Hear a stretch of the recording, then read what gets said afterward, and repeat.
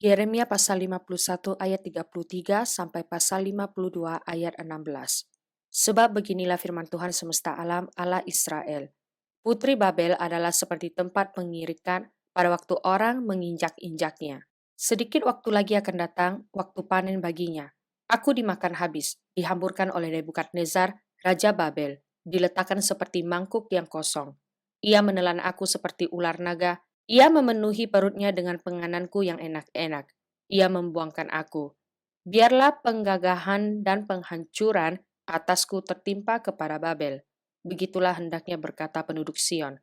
Biarlah darahku tertimpa kepada penduduk negeri orang Kasdim. Begitulah hendaknya berkata Yerusalem. Sebab itu beginilah firman Tuhan. Sesungguhnya aku akan memperjuangkan perkaramu dan akan melakukan pembalasan untukmu. Aku akan mengeringkan lautnya dan akan menggersangkan sumber airnya. Babel akan menjadi timbunan puing, tempat persembunyian serigala-serigala, tempat kengerian dan suitan, tanpa penduduk. Bersama-sama mereka mengaum seperti singa-singa muda, menggeram seperti anak-anak singa. Jika mereka merasa panas, aku akan menyediakan perjamuan bagi mereka, akan membuat mereka mabuk supaya mereka menjadi pusing dan jatuh tertidur untuk selama-lamanya. Tidak akan bangun-bangun lagi, demikianlah firman Tuhan. Aku akan merebahkan mereka untuk dibantai seperti anak-anak kambing, seperti domba-domba jantan dan kambing-kambing jantan. Betapa sesak direbut dan negeri pujian seluruh bumi diduduki. Betapa Babel menjadi kengerian di antara bangsa-bangsa. Laut telah naik meliputi Babel, gelombang-gelombangnya yang menderu telah melingkupinya. Kota-kota sudah menjadi tempat tandus, menjadi negeri yang kering dan padang belantara, negeri yang tidak didiami oleh seorang pun, dan yang tidak dilewati oleh seorang manusia pun. Aku akan menghukum dewa Bel di Babel, dan akan mengeluarkan dari mulutnya apa yang ditelannya. Bangsa-bangsa tidak akan datang lagi mengalir kepadanya, tembok Babel pun sudah runtuh. Keluarlah dari tengah-tengahnya, hai umatku. Hendaklah setiap orang menyelamatkan nyawanya dan murka Tuhan yang menyala-nyala itu. Biarlah hatimu jangan kecut dan takut karena kabar yang terdengar di negeri. Apabila tahun ini datang kabar ini, dan tahun kemudian kabar itu, apabila kekerasan merajalela di negeri dan penguasa lalim melawan penguasa lalim. Sebab itu sesungguhnya waktunya akan datang bahwa aku akan menghukum patung-patung Babel, seluruh negerinya akan menjadi malu, dan semua orangnya yang terbunuh akan rebah di tengah-tengahnya. Maka langit dan bumi, serta segala apa yang ada di dalamnya, akan bersorak-sorai tentang Babel. Apabila dari utara datang kepadanya para perusak itu, demikianlah firman Tuhan.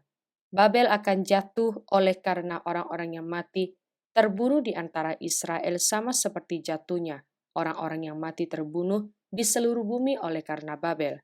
Kamu orang-orang yang terluput dari pedang, pergilah, janganlah berhenti. Ingatlah dari jauh kepada Tuhan dan biarlah Yerusalem timbul lagi dalam hatimu. Kami malu sebab kami telah mendengar tentang aib, noda meliputi muka kami, sebab orang-orang asing telah memasuki tempat-tempat kudus di rumah Tuhan. Sebab itu, sesungguhnya waktunya akan datang, demikianlah firman Tuhan, bahwa aku akan menghukum patung-patungnya dan di seluruh negerinya akan menggerang orang-orang yang luka tertikam. Sekalipun Babel naik ke langit, dan sekalipun dibuatnya kubu tak terhampiri di tempat tingginya, atas perintahku akan datang para perusak kepadanya. Demikianlah firman Tuhan.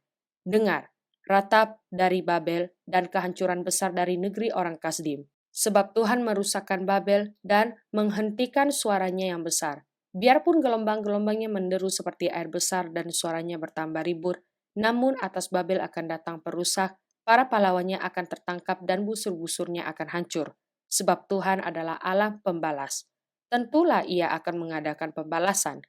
Aku akan membuat mabuk para pemukanya, orang-orang bijaksananya, para bupatinya, para pembesarnya, dan para pahlawannya, sehingga mereka jatuh tertidur untuk selama-lamanya, tidak akan bangun-bangun lagi. Demikianlah firman Sang Raja yang Tuhan semesta alam namanya. Beginilah firman Tuhan semesta alam. Tembok-tembok tebal Babel akan disamaratakan, dan pintu-pintu gerbangnya yang tinggi akan dibakar dengan api, sehingga bangsa-bangsa bersusah-susah untuk yang sia-sia, dan suku-suku bangsa berlelah untuk api saja. Pesan yang diberikan Nabi Yeremia kepada Seraya bin Neria bin Mahsea ketika Seraya pergi bersama-sama Zedekia Raja Yehuda ke Babel pada tahun yang keempat dari pemerintahannya. Seraya waktu itu adalah kepala perlengkapan. Yeremia telah menuliskan dalam sebuah kitab segenap malapetaka yang akan menimpa Babel, yakni segala perkataan yang tertulis di sini mengenai Babel. Kata Yeremia kepada Seraya, "Jika engkau tiba di Babel, maka ikhtiarkanlah supaya engkau dapat membacakan segala perkataan ini, dan katakanlah, Tuhan, engkau telah berfirman tentang kota ini, bahwa engkau akan melenyapkannya, sehingga tidak ada lagi yang diam di dalamnya, baik manusia maupun hewan. Dan sehingga kota ini akan menjadi tempat tandus untuk selama-lamanya. Apabila engkau selesai membacakan kitab ini, maka ikatkanlah sebuah batu kepadanya. Lalu lemparkanlah ia ke tengah-tengah sungai Efrat, sambil berkata, beginilah Babel akan tenggelam, dan tidak akan timbul-timbul lagi oleh karena malapetaka yang kudatangkan atasnya."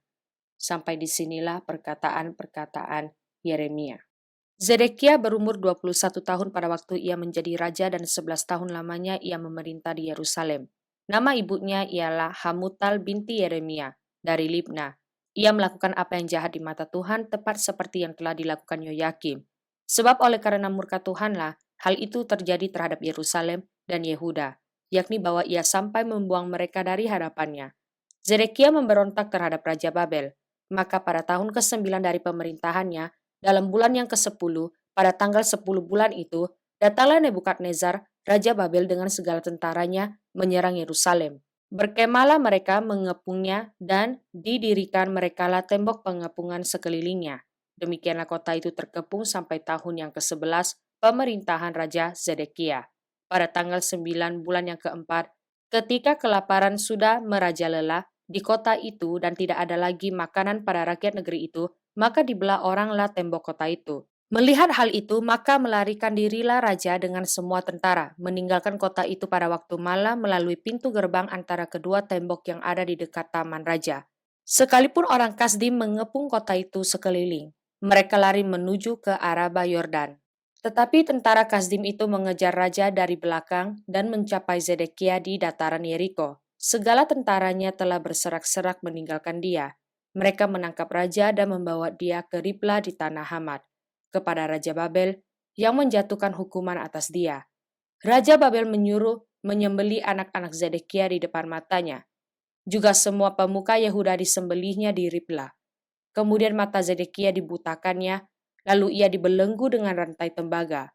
Kemudian Raja Babel membawa dia ke Babel dan menaruhnya dalam rumah hukuman sampai kepada hari matinya. Dalam bulan yang kelima, pada tanggal 10 bulan itu, itulah tahun ke-19 pemerintahan Nebukadnezar, Raja Babel. Datanglah Nebuzaradan, kepala pasukan pengawal yang melayani Raja Babel ke Yerusalem. Ia membakar rumah Tuhan, rumah raja dan segala rumah di Yerusalem. Segala rumah orang-orang besar dibakarnya dengan api. Segala tembok sekeliling kota Yerusalem dirobohkan oleh tentara Kasdim yang ada bersama-sama dengan kepala pasukan pengawal itu. Sebagian dari orang-orang yang paling lemah dan sisa-sisa rakyat yang masih tinggal di kota itu dan pembelot-pembelot yang menyeberang ke pihak Raja Babel dan sisa-sisa para pekerja tangan diangkut ke dalam pembuangan oleh Nebuzaradan, kepala pasukan pengawal itu. Hanya beberapa orang miskin dari negeri itu ditinggalkan oleh Nebuzaradan, kepala pasukan pengawal itu, untuk menjadi tukang-tukang kebun anggur dan peladang-peladang. Mazmur pasal 119 ayat 121 sampai ayat 128. Aku telah menjalankan hukum dan keadilan, janganlah menyerahkan aku kepada pemeras-pemerasku. Jadilah jaminan bagi hambamu untuk kebaikan, janganlah orang-orang yang kurang ajar memeras aku. Mataku sangat merindukan keselamatan daripadamu dan merindukan janjimu yang adil. Perlakukanlah hambamu sesuai dengan kasih setiamu, dan ajarkanlah ketetapan-ketetapanmu kepadaku. Hambamu aku ini, buatlah aku mengerti, supaya aku tahu peringatan-peringatanmu. Waktu untuk bertindak telah tiba bagi Tuhan. Mereka telah merombak Tauratmu. Itulah sebabnya aku mencintai perintah-perintahmu lebih dari emas, bahkan daripada emas tua. Itulah sebabnya aku hidup jujur sesuai dengan segala titahmu, segala jalan dusta aku benci. Amsal pasal 26 ayat 27 sampai ayat 28. Siapa menggali lubang akan jatuh ke dalamnya. dan siapa menggelindingkan batu, batu itu akan kembali menimpa dia. Lidah dusta membenci korbannya, dan mulut licin mendatangkan kehancuran. Ibrani pasal 3 ayat 12 sampai pasal 4 ayat 13. Waspadalah hai saudara-saudara, supaya di antara kamu jangan terdapat seorang yang hatinya jahat dan yang tidak percaya oleh karena ia murtad dari Allah yang hidup. Tetapi nasihatilah seorang akan yang lain setiap hari, selama masih dapat dikatakan hari ini, supaya jangan ada di antara kamu yang menjadi tegar hatinya karena tipu daya dosa. Karena kita telah beroleh bagian di dalam Kristus, asal saja kita teguh berpegang sampai kepada akhirnya, pada keyakinan iman kita yang semula. Tetapi apabila pernah dikatakan, pada hari ini jika kamu mendengar suaranya, janganlah keraskan hatimu seperti dalam kegeraman. Siapakah mereka yang membangkitkan amarah Allah sekalipun mereka mendengar suaranya? Bukankah mereka semua yang keluar dari Mesir di bawah pimpinan Musa? Dan siapakah yang ia murkai 40 tahun lamanya? Bukankah mereka yang berbuat dosa dan yang mayatnya bergelimpangan di padang gurun? Dan siapakah yang telah ia sumpahi bahwa mereka tak akan masuk ke tempat perhentiannya? Bukankah mereka yang tidak taat? Demikianlah kita lihat bahwa mereka tidak dapat masuk oleh karena ketidakpercayaan mereka. Sebab itu, baiklah kita waspada, supaya jangan ada seorang di antara kamu yang dianggap ketinggalan, sekalipun janji akan masuk ke dalam perhentiannya masih berlaku. Karena kepada kita diberitakan juga kabar kesukaan sama seperti kepada mereka. Tetapi firman pemberitaan itu tidak berguna bagi mereka, karena tidak bertumbuh bersama-sama oleh iman dengan mereka yang mendengarnya. Sebab kita yang beriman akan masuk ke tempat perhentian seperti yang ia katakan. Sehingga aku bersumpah dalam murkaku, mereka takkan masuk ke tempat perhentianku.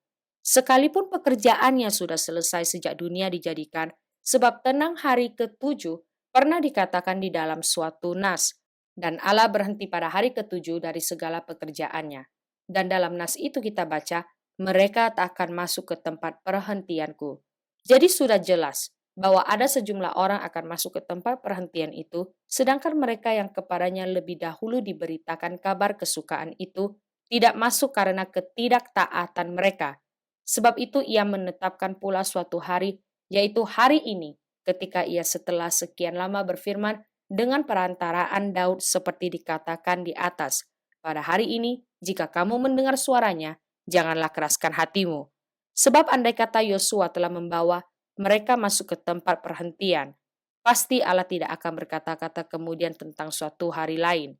Jadi masih tersedia suatu hari perhentian, hari ketujuh bagi umat Allah. Sebab barang siapa telah masuk ke tempat perhentiannya, ia sendiri telah berhenti dari segala pekerjaannya, sama seperti Allah berhenti dari pekerjaannya. Karena itu baiklah kita berusaha untuk masuk ke dalam perhentian itu, supaya jangan seorang pun jatuh karena mengikuti contoh ketidaktaatan itu juga. Sebab firman Allah hidup dan kuat, dan lebih tajam daripada pedang bermata dua manapun. Ia menusuk amat dalam sampai memisahkan jiwa dan roh, sendi-sendi dan sumsum. Ia sanggup membedakan pertimbangan dan pikiran hati kita. Dan tidak ada suatu makhluk pun yang tersembunyi di hadapannya. Sebab segala sesuatu telanjang dan terbuka di depan mata Dia, yang kepadanya kita harus memberikan pertanggungan jawab.